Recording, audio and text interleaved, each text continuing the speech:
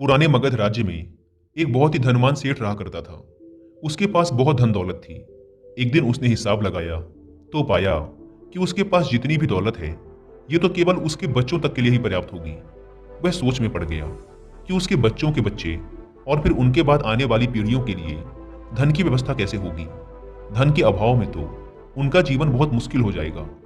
इसी बात के बारे में सोच सोच कर वह बहुत चिंतित रहने लगा। लेकिन उन्हीं दिनों तथागत गौतम बुद्ध मगध राज्य में पधारे हुए थे। तभी उसे किसी ने बताया कि तुम गौतम बुद्ध की शरण में जाओ, वो तुम्हारी चिंताओं का समाधान अवश्य कर देंगे। वह इंसान गौतम बुद्ध के पास जाता है और कहता है, बुद्ध, मैं चाहता हूं कि मेरे पास इतना धन हो कि मेरे बच्चे, उनके बाद उनके बच्चे और फिर उनके बच्चे, इसी तरह से अगली कई पीढ़ियां भी अगर मेरे धन का उपयोग करती रहें तो मेरा धन समाप्त ना हो। गौतम बुद्ध मुस्कुराए और बोले, बिल्कुल ऐसा ही होगा, लेकिन उससे पहले तुम इस नगर के बाहर वाली झोपड़ी में रहने वाले परिवार को एक दिन के खाने की सामग्री देकर आओ। यह सुन वह सेठ बहुत खुश हो गया और तुरंत ही एक दिन के खाने की सामग्री से भरा थैला लेकर नगर की बाहर वाली कुटिया में पहुंच गया। वह जैसे ही कुटिया के अंदर गया तो उसने देखा कि कुटिया के अंदर एक बूढ़ी सास और उसकी जवान बहू है। बूढ़ी औरत बैठकर ध्यान कर रही थी और उसकी बहू रसोई में खाना बना रही थी। सेठ ने बहू की तरफ देखकर खाने की सामग्री का थैला आगे बढ़ाते हुए कहा, मैं इस नगर का एक अमीर सेठ हूं और तुम्हारे परिवार के लिए एक दिन के खाने का राशन लेकर आया हूं, इसे रख लो। यह सुन बहू ने मना करते हुए कहा, लेकिन हमारे पास आज के खाने की व्यवस्था है। सेठ ने कहा, तो इससे कल के खाने की व्यवस्था हो जाएगी। उस औरत ने कहा, माफ करें, लेकिन हम अगले दिन के लिए भी इकट्ठा करके नहीं रखते। हम रोज के खाने की व्यवस्था रोज ही करते हैं। यह सुन उस सेठ ने सोचा, एक ये लोग हैं जो अपने कल के लिए भी इकट्ठा नहीं करते और एक मैं हूं जो अपने आने वाली कई पीढ़ियों के लिए धन इकट्ठा करने की चिंता में मरा जा रहा हूं। अब उस सेठ को समझ आ चुका था कि आखिर गौतम बुद्ध ने उसे नगर की बाहर वाली इस कुटिया में क्यों भेजा था। अगले दिन सुबह होते ही वह सेठ फिर गौतम बुद्ध के पास पहुंच गया और बोला, तथागत, आप जो मुझे समझाना चाहते थे अब मैं वह समझ चुका हूं, लेकिन क्या आप मुझे थोड़ा विस्तार से बताएंगे कि चिंता होती क्या है, यह कैसे पैदा होती है और इसका निवारण क्या है। गौतम बुद्ध ने कहा, कल के लिए की जाने वाली चिंता हमारे कल को बदले या ना बदले, लेकिन वो हमारी आज की खुशी जरूर छीन लेती है। चिंता एक ऐसी मानसिक बीमारी है जो हमारे जीवन से हर तरह की खुशी छीन लेती है और इसे नीरस बना देती है। असल में चिंता का कोई वास्तविक अस्तित्व नहीं होता।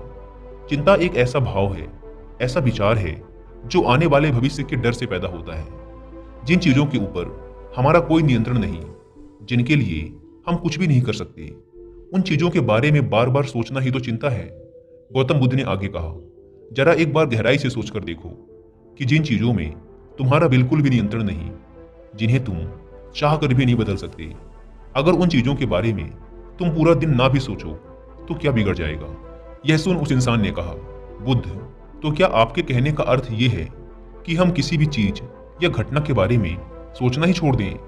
बुद्ध ने कहा, जीवन में जो भी समस्या आई है या फिर आने वाली है उसके बारे में विचार करके उसका समाधान निकालना, ये तो हमारे बुद्धि का धर्म है। लेकिन उसी समस्या के बारे में निरंतर, लगातार, बार बार सोचना, ये एक मानसिक बीमारी है। जब हमारा दिमाग किसी एक घटना, किसी एक विचार में अटक कर रह जाता है, उसी एक चीज या घटना के बारे में पूरे दिन सोचता रहता है, बस उसी चीज में ठहर कर रह जाता है, तो ऐसा विचार हमारे जीवन से सारी खुशी, सारा चैन, सारा आनंद छीन लेता है। चिंता करने का सीधा सा अर्थ है कि जो हमारे जीवन में हुआ ही नहीं उसके बारे में व्यर्थ ही सोचते रहना। बुद्ध ने सेठ की तरफ इशारा करते हुए कहा, आखिर सोच सोच कर तुम क्या बदल लोगे, लेकिन हाँ, अगर तुम उसके लिए कुछ कर रहे हो तो जरूर कुछ बदलाव ला सकते हो। लेकिन अगर उस चीज या घटना के बारे में तुम बार बार सोचना छोड़ दोगे तो कुछ भी नहीं बिगड़ने वाला। तो क्यों सोचते रहते हो एक ही बात के बारे में? क्यों अपनी हर खुशी और जीवन की शांति को अपने ही हाथों उजाड़ रहे हो? लोग भविष्य की जिन घटनाओं के बारे में सोच सोचकर परेशान होते रहते हैं, उनमें से ज्यादातर घटनाएं तो उनके जीवन में कभी घटती ही नहीं। चिंता करने से तुम्हारी आने वाली समस्याओं का समाधान नहीं होने वाला, लेकिन तुम्हारा आज का सुख चैन जरूर चला जाएगा। तुम एक बात का अनुभव करना कि चिंता से भरा एक घंटा तुम्हें पूरे दिन की मेहनत से भी ज्यादा थका देता है। असल में जब कोई अप्रिय घटना वास्तविक जीवन में घट भी जाती है तो वो हमें उतना दुख नहीं देती जितना हमने उसके बारे में मन में सोच सोच कर खुद को दुखी किया होता है। दोस्तों, अगर आप भी हर बात पे चिंता करने की आदत से परेशान हैं, तो आपको विश्व प्रसिद्ध लेखक डेल कार्नेगी के द्वारा चिंता पर लिखी गई अब तक की सबसे बेस्ट बुक एक बार जरूर पढ़नी चाहिए, जिसका नाम है how to stop worrying and start living, यानी चिंता छोड़ो सुख से जियो। मैंने खुद इस किताब को 2 बार पढ़ रखा है। ये एक बहुत ही शानदार और बेस्ट सेलर बुक है। अगर आपके पास इस किताब को पढ़ने का टाइम नहीं है तो आप हिंदी में इस पूरी किताब को सुन भी सकते हैं कुकू एफएम ऐप पर। कुकू एफएम के बारे में बताऊं तो यह इंडिया का one of the best audio book platform है, जहां पर आप एक बुक से भी कम की कीमत पे करके पूरे 1 साल तक अलग अलग फील्ड की हजारों किताबों को ऑडियो फॉर्म में सुन सकते हैं, वो भी अपनी मनपसंद लैंग्वेज में। आमतौर पर इस प्लेटफॉर्म के 1 साल का सब्सक्रिप्शन पड़ता है 399 रुपीज का, लेकिन अभी कुकू एफएम पर एक सेल चल रही है, जिसकी वजह से आप सबको इसके 1 साल का सब्सक्रिप्शन पड़ेगा सिर्फ 199 रुपीज में, अगर आप यूज करते हैं कूपन कोड सुनो50। लेकिन याद रहे, यह कूपन कोड 31 में रात 12 बजे तक ही वैलिड है, इसलिए देर ना करें और ऑफर का फायदा उठाएं। अगर आप इस ऐप को डाउनलोड करना चाहते हैं तो ऐप की link description and first comment पर मिल जाएगी। सेठ ने गौतम बुद्ध से पूछा, तथागत, तो फिर आपके अनुसार जीवन जीने का सही तरीका क्या है? बुद्ध ने कहा, बीते हुए कल का दूसरा नाम है पश्चाताप, उदासी, और भविष्य का दूसरा नाम है संघर्ष। अगर आज हमारे मन में कोई इच्छा है और वो पूरी नहीं होती तो मन भविष्य की योजनाएं बनाने लग जाता है। भविष्य में सारी इच्छाएं पूरी होंगी ऐसा सोचने लगता है। लेकिन जीवन ना तो भविष्य में है और न ही अतीत में। जीवन तो इस पल का नाम है, अर्थात इस पल का अनुभव ही जीवन का अनुभव है। और हम ये सब जानते हुए भी इस सत्य से अनजान बने रहते हैं। या तो हम बीते हुए समय की यादों में खोए रहते हैं या आने वाले समय की योजनाएं बनाते रहते हैं और हमारा जीवन बीत जाता है। सिर्फ एक सत्य अगर हम अपने अंदर उतार लें कि ना हम बीते हुए कल को बदल सकते हैं और ना ही हम आने वाले भविष्य को देख सकते हैं, हम तो केवल पूरे धैर्य और साहस के साथ भविष्य का स्वागत कर सकते हैं, उसे स्वीकार कर सकते हैं। तो क्या ऐसा करने से हमारे जीवन का हर क्षण जीवन से नहीं भर जाएगा? सेठ ने कहा, बुद्ध, बात तो आप ठीक ही कह रहे हैं, लेकिन कितनी भी कोशिश कर लो चिंता तो होती ही है। ज्यादा नहीं तो घर परिवार की चिंता तो रहती ही है। बुद्ध ने कहा, चिंता होना तो स्वाभाविक है, लेकिन उस चिंता को चिंतन में बदलना हमारा काम है। चलो तुम्हें एक बात स्मरण कराता हूं जो तुम पहले से ही जानते हो। तुम्हारे आने से पहले भी ये संसार था, ये समाज था, परिवार था, और जब तुम इस दुनिया से चले जाओगे तब भी ये सब कुछ रहेंगे। तुम्हारे आने और जाने से इसमें कुछ ज्यादा बदलाव नहीं आया। वैसे भी तुम्हारे आने से पूर्व और जाने के बाद का समय तुम्हारे हाथ में है ही नहीं। तुम्हारे हाथ में है केवल और केवल वो समय जिसे तुम अभी जी रहे हो, वो समय जिसमें मैं अभी तुमसे बात कर रहा हूं, तुम मुझे सुन रहे हो। बस यही तुम्हारे हाथ में है, और हर बार तुम्हारे हाथ में बस इतना छोटा सा ही एक पल आता है और फिर वो हमेशा के लिए गायब हो जाता है। तो तुम इस पल का क्या करोगे? चिंता करके इसे बर्बाद करोगे? मैं तो यही कहूंगा कि हर इंसान को चिंतन करना चाहिए। चिंतन करना चाहिए इस बात का कि कैसे इस समय का अधिक से अधिक उपयोग किया जा सकता है, कैसे अधिक से अधिक महान कार्य हम कर सकें, कैसे हम सब में आनंद बांट सकें। ध्यान रखना कि चिंता इंसान को उसकी चिता तक ले जाती है और चिंतन उसके मन को कुंदन बना देता है। सेठ ने कहा, बुद्ध, मैं आपकी बात समझ गया कि हमें जीवन को ज्यादा गंभीरता से ना लेकर इसे पूरी ऊर्जा और आनंद के साथ वर्तमान में जीने की कोशिश करनी चाहिए। सेठ ने आगे प्रश्न किया, लेकिन बुद्ध, अगर कोई इंसान चिंता से घिर चुका है तो वो इससे बाहर कैसे आए? गौतम बुद्ध ने कहा, क्या तुम कभी किसी बड़ी सुरंग से बाहर निकले हो? कितना भयानक अंधकार होता है सुरंग के अंदर। हमेशा ही यह डर लगा रहता है कि अगर इसके अंदर फंस गए तो क्या होगा, कैसे निकलेंगे इस सुरंग से।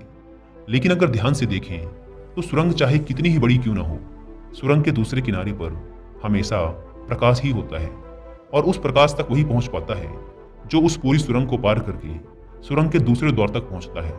और ठीक इसी प्रकार हमारे जीवन में कई बार हम लोग खुद को निराशा और चिंता की काली सुरंग में फंसा पाते हैं, जहां से बाहर जाने का रास्ता नजर नहीं आता और ऐसा लगने लगता है कि ये जीवन ऐसे ही समाप्त हो जाएगा। लेकिन ऐसी परिस्थिति में ठीक उस सुरंग की भांति इस निराशा और चिंता को समाप्त करने वाला आशा का प्रकाश उसे ही मिलता है जो निरंतर आगे बढ़ता रहता है, जो लगातार प्रयत्न करता रहता है। इसीलिए अगर तुम्हारे जीवन में कभी भी उदासी और चिंता का पल आए तो रुकना मत, बस लगातार प्रयास करते रहना, तुम्हें सफलता अवश्य मिलेगी। अब तक सेठ गौतम बुद्ध की बातें समझ चुका था। उसने बुद्ध का धन्यवाद किया और वहां से चला गया। लेकिन उससे पहले दोस्तों कि मैं इस वीडियो को समाप्त करूं, मैं आपके साथ 5 ऐसे प्रैक्टिकल टिप्स शेयर करना चाहता हूं जिनका इस्तेमाल करके आप अपने लाइफ में आने वाली बहुत सी चिंताओं और परेशानियों को काफ़ी हद तक कम कर सकते हैं। तो जो पहली सीख है वो ये है कि जीवन को ज़्यादा गंभीरता से लेना छोड़ दें कि ये हो गया तो क्या होगा, वो हो गया तो क्या होगा। कुछ भी नहीं होगा। अगर कुछ हो भी गया तो आप उस परिस्थिति के अनुसार कोई ना कोई रास्ता निकाल ही लोगे।